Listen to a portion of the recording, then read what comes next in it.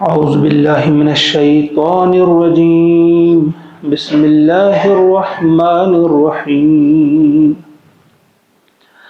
ألم تر أن الله يسجد له من في السماوات ومن في الأرض والشمس والقمر والنجوم والجبال والشجر والدواب وكثير من الناس وكثير حق عليه العذاب ومن يهن الله فما له من مكرم ان اللہ یفعل ما یشاء۔ آیت نمبر 18 سورۃ الحج کی یہ آیت جو ہے یہ آیت سجدہ ہے۔ جب درس ختم ہوگا تو سب سجدہ تلاوت کریں گے۔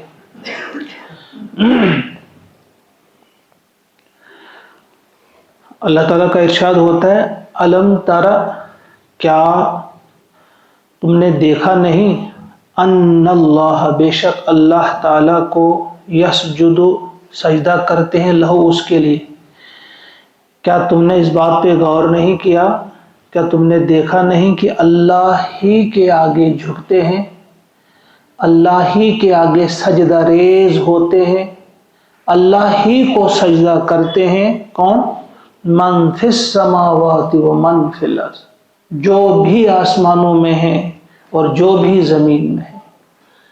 جو بھی آسمانوں میں ہیں یعنی فرشتے ہیں، یا ان کے علاوہ جو مخلوق بھی ہے، جس قسم کی بھی مخلوق ہے، وہ ہمارے نزدیک انسانوں کی طرح عقل والی، شعور والی ہو، یا ان کے علاوہ جس طرح جمادات ہیں، نباتات ہیں، اس قسم کی مخلوق کو فرمایا جو بھی آسمانوں کے اندر ہے، جو بھی زمین کے اندر ہے، اسی کو سجدہ کرتے ہیں، اللہ ہی کو سجدہ کرتے ہیں۔ والشمس والقمر، سورج بھی اسی کو سجدہ کرتا ہے اور چاند بھی، والنجوم، اور ستارے بھی، والجبال، اور پہاڑ بھی، والشجر، اور شجر بھی، درخت بھی، والدواب، اور چوپائے بھی، وَكَثِيرٌ مِّنَ النَّاسِ، اور لوگوں میں سے بھی کثیر تعداد اسی کو سجدہ کرتی ہے۔ وَكَثِيرٌ، اور کثیر تعداد میں ایسے بھی لوگ ہیں، یعنی بہت سے لوگ ایسے بھی ہیں، حق علیہ العذاب، جو عذاب کے مستحق ہو چکے ہیں۔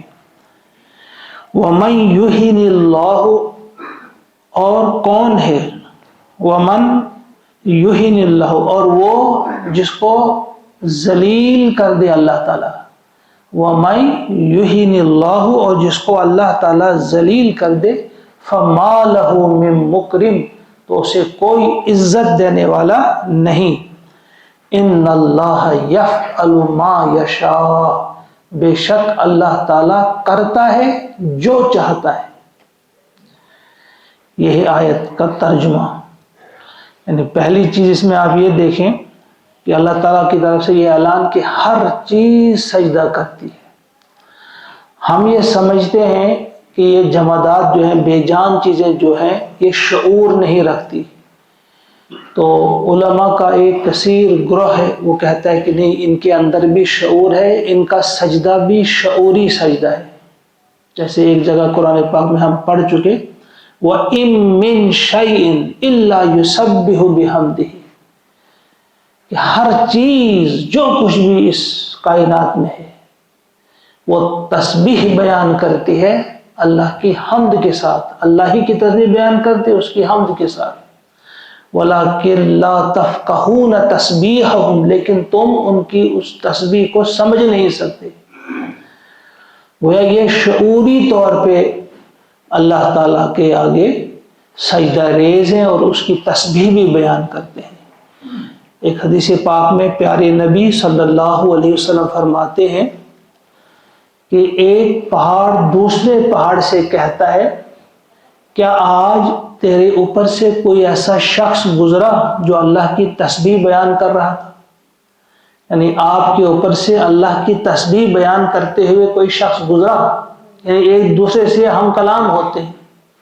اسی طرح سے ایک اور حدیث پاک میں حضور علیہ السلام فرماتے ہیں کہ میں نے دیکھا کہ میں جا رہا تھا اور یہ فلاں پتھر یا فلاں شجر یہ مجھے سلام کر رہے تھے، مجھ پر درود اور سلام بھیج رہے تھے۔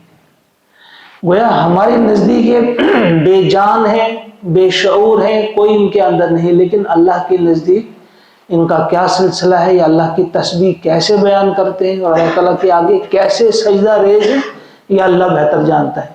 ہمارے لیے یہی کافی ہے جو اللہ تعالیٰ نے فرمایا کہ بے شک ہر چیز جو بھی ہے آسمانوں کے اندر ہے یا زمین کے اندر، وہ سب سجدہ ریز ہیں اللہ کے آگے۔ اور پھر شمس بھی، قمر بھی، نجوم بھی، یہاں بھی ایک بڑی عجیب ترتیب ہے۔ پہلے سب سے بڑا جو ہمیں دکھتا ہے سورج، پھر چاند، پھر نجوم، ستارے۔ ستارے بظاہر ہمیں چھوٹے لگتے ہیں، اگرچہ یہ سورج سے بھی کچھ ان میں بڑے ہیں، لیکن انسانوں کو دکھتے ہیں یہ چھوٹے، اس لیے ایک ترتیب کو بنایا اللہ تعالیٰ نے۔ سورج بھی اسی کو سجدہ کرتا ہے، چاند بھی، نجوم بھی۔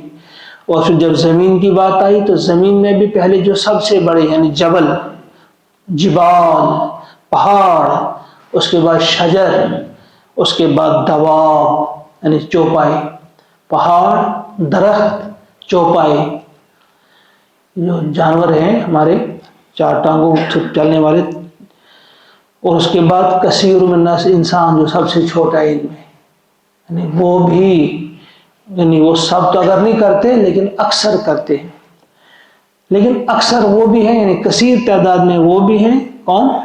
جن پر اللہ کا عذاب، اللہ کے عذاب کے جو مستحق ہو چکے ہیں، گویا جنہوں نے سجدہ کرنا چھوڑ دیا، جنہوں نے اللہ کے آگے سجدہ نہیں کیا۔ کچھ مفسرین کہتے ہیں یہ اسی کے ساتھ ہے، اس کے ساتھ وَكَثِيرٌ مِّنَ النَّاسِ وَكَثِيرٌ حَقَّ عَلَيْهِ الْعَذَابُ، کثیر تعداد میں وہ لوگ بھی جن پر عذاب، جو عذاب کے مستحق ہو چکے ہیں، وہ بھی سجدہ ریز ہیں۔ وہ لیکن وہ کس سینس میں؟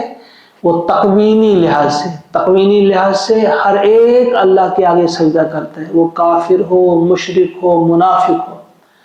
تقوینی اعتبار سے مطلب یہ جو بھی چاہے کافر ہو کوئی بھی، بہت سارے معاملات میں وہ پابند ہے، پیدائش میں وہ پابند ہے، اپنی مرضی سے وہ پیدا نہیں ہو سکتا، کس گھر میں ہو جاؤں، کس ماں سے میرا جنم ہو، کب اس کی موت آئے گی، کیسے آئے گی، اس میں وہ بھی پابند ہے۔ اسی طرح سے بہت ساری ایسی چیزیں ہیں، کب وہ بیمار ہو، کب اس کو شفا ملے۔ اسی طرح سے اس کے جو اعضاء ہیں وہ کبھی ایسا نہیں کر سکتا کہ کان سے وہ بولنے کا کام لے اور زبان سے یا منہ سے وہ سننے کا کام لے، ایسا نہیں ہو سکتا۔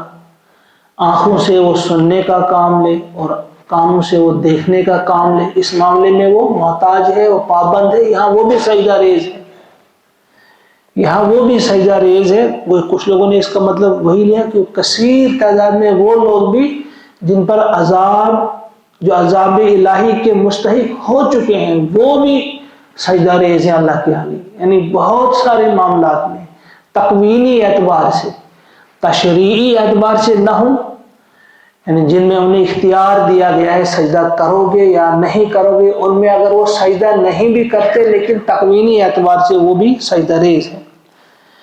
پھر فرمایا وَمَن يُهِنِ اللَّهُ، اور جس کو اللہ ہی بے عزت کر دے، گویا جو اللہ کے علاوہ کسی اور کے سامنے جھکے تو وہ خود اپنی عزت کو پامال کرتا ہے، وہ خود بے عزت ہو جاتا ہے۔ تو فرمایا جس کو اللہ پھر بے عزت کر دے، جس کو اللہ تعالیٰ ہی ذلیل کر دے، اس کو کوئی عزت دینے والا نہیں۔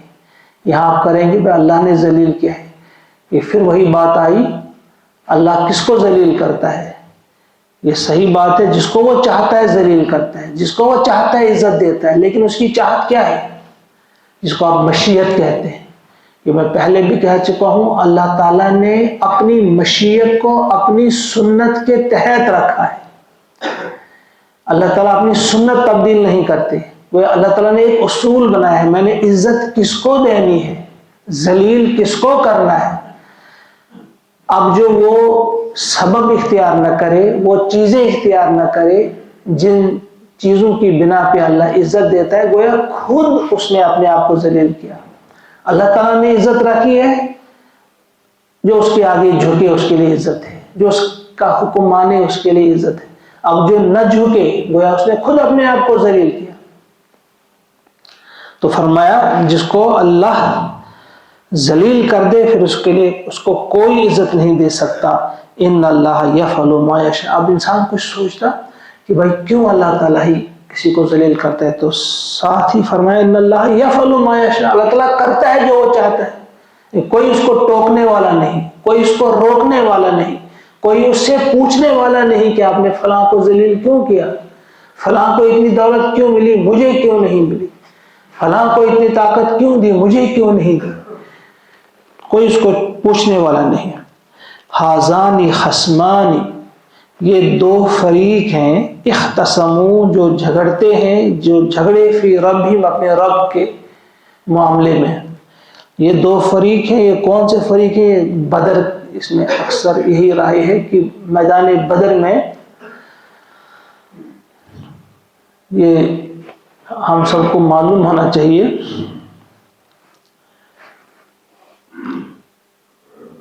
جو ابھی ہم نے اوپر اس سے پہلی آیتیں پڑھی تھی، ہم نے ایمان والے یہودی نصارہ وغیرہ بہت سارے جو گنے تھے، ان میں ایک فریق تو مسلمان ہیں، ایک ان کے مخالف ہیں، جو جتنے بھی ہیں ان کا سامنا بدر میں جب ہو جاتا ہے، ایک طرف سے مومنین ہیں، دوسری طرف سے سارے وہ لوگ چاہے وہ جس قسم کی بھی کافر تھے، مشرک تھے، جو بھی تھے، وہ دو ہیں جو آپس میں لڑ پڑے۔ فالذین کفروا قطعت لہم ثیاب من نار، جن لوگوں نے کفر کیا ان کے لیے کاٹے جا چکے ہیں لباس آگ کے۔ بدر میں جس وقت وہ ولید، تین لوگ تھے، وہ عتبہ، اس کا بھائی شیبہ اور عتبہ کا بیٹا ولید، یہ تین تھے۔ جب یہ نکلتے ہیں کہ آ جاؤ ہمارے مقابلے میں کون، مسلمانوں کی طرف سے بھی تین لوگ آتے ہیں، لیکن انہوں نے جواب دیا کہ نہیں، محمد صلی اللہ علیہ وسلم کا نام لے کر پکارا کہ ہمیں اپنی خاندان کی برابری کے لوگ چاہیے اور ہماری جو بہادری میں بھی برابری کے۔ تو پھر تین لوگ عبیدہ بن الحارث، حمزہ بن عبد المطلب اور علی بن ابی طالب آ جاتے ہیں میدان میں۔ تو حضرت حمزہ اور حضرت علی جو ان کے مقابلے میں تھے ان کو وہ فوراً ڈھیر کر دیتے ہیں، لیکن یہ جو عبیدہ تھے یہ لڑتے لڑتے تھوڑا زخمی ہو گئی کافی۔ جب دیکھا حضرت علی نے اور حضرت حمزہ نے دیکھا کہ اس وقت اب ان کو شہید کرنے والے ہیں، تو وہ بیچ میں آ گئے، تو انہوں نے اس کے دشمن کو ڈھیر کر دیا، اس کو قتل کر دیا۔ اس وقت عبیدہ نے کہا حضور علیہ السلام سے کہ اگر اس وقت ابو طالب ہوتے، ابو طالب نے ایک شعر کہا تھا، اس میں یہ کہا تھا کہ وہ جو اللہ کی قسم، اس بیت اللہ کی قسم، بیت اللہ کی قسم تم جھوٹ کہتے ہو کہ تم محمد کو اکیلے چھوڑ دو گے۔ کہا ہم اس کو چھوڑنے والے نہیں ہیں جب تک ہم زندہ ہیں، ہاں جب ہماری لاشیں پڑی ہوئی ہوں گی اور ہم اپنے بیٹوں سے اپنی عورتوں سے غافل ہو چکے ہوں گے، اس وقت ہم محمد کو چھوڑ سکتے ہیں۔ کاش اس وقت ابو طالب ہوتے، وہ دیکھتے کہ ان کے اس شعر کے مصداق ہم ہیں۔ آخری ہچکیاں لی انہوں نے کہ بس مجھے کسی چیز کی ضرورت نہیں ہے، میں حضور علیہ السلام مجھ سے راضی ہیں، اللہ تعالیٰ مجھ سے راضی ہیں۔ تو فرمائیے دو گروہ ہیں، ایک وہ جو اللہ کی راہ میں لڑنے والے ہیں، ایک وہ جو اللہ کے مقابلے میں آنے والے ہیں، یہ دو گروہ ہیں۔ اب جو مقابلے والے ہیں وہ کافر ہیں، ان کے بارے میں اللہ تعالیٰ نے فرمایا یہ وہ ہیں قطعت لہم، کاٹے جا چکے ہیں ان کے لیے ثیاب من نار، آگ کے لباس۔ جس طرح کسی کو یہاں کپڑے سلانے ہوں پہلے ان کو کاٹتا ہے، جیسے کپٹا ہونا چاہیے، کاٹتا ہے، تو کہا ان کے لیے آگ کے لباس کاٹے جا چکے ہیں۔ سورہ ابراہیم میں ہم نے پڑھا سرابیلہم من قطران، ان کے جو سرابیل، ان کے کپڑے جو ہوں گے وہ تارکول کے ہوں گے، وہ فوراً آگ پکڑتا ہے۔ تو یہاں بھی ان کے لیے وہ لباس کاٹے جا چکے ہیں۔ یصب من فوق رؤوسہم الحمیم، ان کے سروں پہ گرم گرم پانی ڈالا جائے گا، کھولتا ہوا پانی ان کے سروں پہ ڈالا جائے گا، ایسا پانی، اس سے کیا ہوگا؟ یسحر بہ، اس سے گل جائیں گے، ما فی بطونہم، جو کچھ ان کے پیٹ کے اندر ہے، والجلود، اور جلد، ان کی صرف کھال ہی نہیں گل جائے گی بلکہ پیٹ کے اندرونی حصہ جو ہے، پیٹ کے اندر بھی جو کچھ ہے سب کچھ گل جائے گا، اتنا گرم پانی ان کے سروں پہ ڈالا جائے گا۔ وَلَهُمْ، اور ان کے لیے ہوں گے، مقامع، گرز، من حدید، لوہے کے گرز، ان کو مارنے کے لیے لوہے کے گرز رکھے گئے ہیں۔ اب دیکھیے ہم کو سمجھانے کے لیے کس قسم کے گرز ہوں گے، کتنے بھاری وہ ہوں گے، ہتھوڑے جن سے ان کو مارا جائے گا۔ فرمایا ان کے لیے گرز ہیں، لوہے کے رکھے گئے۔ کلما، جب بھی، ذرا منظر اپنے آپ کو اس جگہ لے جاؤ، تصور میں لے چلو کہ کیا ہوگا وہاں پہ۔ یہ اللہ کا کلام ہے، اگر آپ نے فرمایا، اللہ نے فرمایا، وہ یہ ہو گیا، یہ ہو کر رہنے والا ہے، عنقریب ہونے والا ہے، وہ انہیں دور دکھ رہا ہے۔ انہم یرونہ بعیدا ونراہ قریبا، ان کو دور لگتا ہے لیکن اللہ تعالیٰ فرماتے ہیں ہم کو بہت نزدیک لگتا ہے وہ دن۔ فرمایا کلما، جب بھی وہ، ارادو، ارادہ کریں گے، ان یخرجو، کہ وہ نکلیں، منہا، اس میں سے، جب وہ اس میں سے نکلنا چاہیں گے، اس عذاب سے نکلنا چاہیں گے، من غم، گھبرا کر یا غم کے مارے، وہ غم کے مارے جب اس عذاب سے نکلنا چاہیں گے، اعیدوا فیہا، وہ لوٹائے جائیں گے اس میں واپس، یعنی وہاں ایسے فرشتے ہوں گے جن کو کوئی آر ترس نہیں ہوگا، جو بالکل ہر قسم کے ترس سے پاک ہوں گے، کسی کا چیخنا، کسی کا چلانا، کسی کا رونا، کسی کی تکلیف ان پر کوئی اثر انداز نہیں ہوگی۔ اسی اعتبار سے حدیث میں کہا گیا ہے کہ وہ اعمیٰ اور اسمہ ہوں گے، یعنی اندھے اور بہرے فرشتے ہوں گے جو مقرر ہوں گے وہاں پہ۔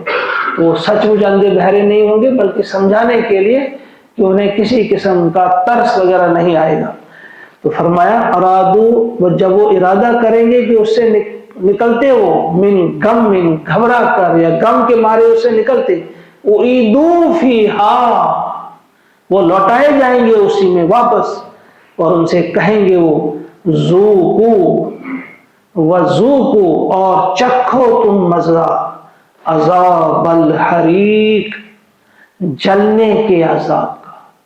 اس جلن جو ہے، جو آگ جلانے والی آگ ہے، اس کی تکلیف کا تم مزہ چکھو، اس عذاب کا تم مزہ چکھو۔ اللہ تعالی ہم سب کو محفوظ رکھے اس عذاب سے، اور ہمیں توفیق عطا فرمائے ایسے کام کرنے کی جن سے ہم جنت میں اللہ تعالی ہمیں مقام اور جگہ عطا فرمائے اور جہنم سے ہمیں بچائے۔